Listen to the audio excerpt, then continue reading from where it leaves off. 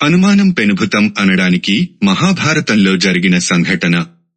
మహాభారతంలో పాండవులకు కౌరవులకు మధ్య యుద్ధం మొదలవబోతుందని తెలిసిన కృష్ణుడు మధ్యవర్తిత్వం చేయాలని యుద్ధాన్ని ఆపే ప్రయత్నంగా దుర్యోధనుడి దగ్గరకు వెళ్తాడు. ఎందుకంటే యుద్ధం మొదలైతే కౌరవుల పక్షంలో భీష్ముడు, ద్రోణుడు, ఆయన కొడుకు అశ్వత్థాముడు, కర్ణుడు లాంటి చాలా మంచి యోధులు ఉన్నారని కృష్ణుడికి బాగా తెలుసు. అందులోనూ అశ్వత్థాముడు మరణం లేని వరం పొందినవాడని, చిరంజీవి అని తెలుసు. కౌరవుల పక్షంలో అశ్వత్థాముడు కనుక సైన్యాధిపతిగా నియమించబడితే పాండవులు గెలవలేరని తలచిన కృష్ణుడు ఒక ఆలోచనను పన్నాడు.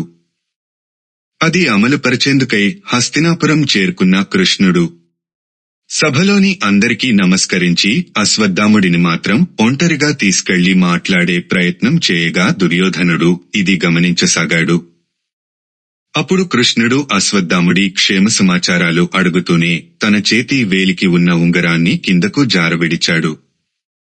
అలా ఉంగరం పడిపోవటం చూసిన అశ్వత్థాముడు వంగి నేలపైన ఉన్న ఉంగరాన్ని తీసి ఇవ్వబోగా కృష్ణుడు ఆకాశాన్ని చూపెట్టి మాట్లాడడం మొదలుపెట్టాడు. కృష్ణుడు ఏమి చూపిస్తున్నాడా అని ఆకాశం వైపు చూసిన తరువాత అశ్వత్థాముడు కృష్ణుడి వేలికి కింద పడ్డ ఉంగరాన్ని తొడిగాడు.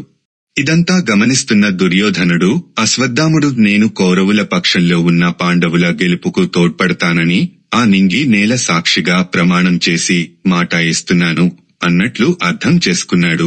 ఈ అనుమానంతోనే చివరి వరకు అతన్ని యుద్ధంలో సైన్యాధిపతిగా నియమించలేదు దుర్యోధనుడు.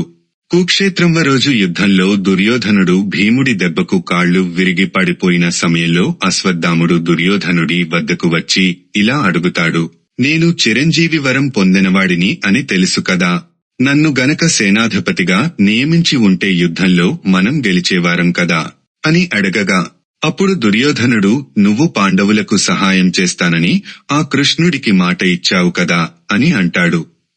దీనికి బదులుగా ఎవరు మాట ఇచ్చింది అని అశ్వత్థాముడు అడగగా అక్కడ జరిగింది అతను అర్థం చేసుకున్నది దుర్యోధనుడు వివరించగా ఆ మాటలు విన్న అశ్వత్థాముడు ముందు విరక్తితో నవ్వి, ఆ రోజు కృష్ణుడి ఉంగరం జారిపడిపోతే అది తీసి ఇచ్చాను, కాని నేను ఎటువంటి మాట ఇవ్వలేదు.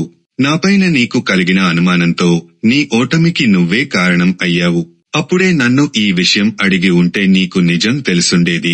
ఇది కూడా ఆ పరమాత్మ పాండవులను గెలిపించటానికి ఆడిన నాటకమే అయి ఉంటుంది అని చెప్పాడు అశ్వత్థాముడు. నిజమే, అనుమానం వస్తే వెంటనే అడిగేయడం ఉత్తమం. అంతేకాని మనసులో దాచుకుని దానిని పెంచుకుంటూ పోతే జీవితాల్లో దుర్యోధనుడిలా మనకు ఓటమి తప్పదు. అనుమానం పెనుభూతం అనే మాట నిజమే అనడానికి మంచి ఉదాహరణ భారతంలోని ఈ ఘట్టం.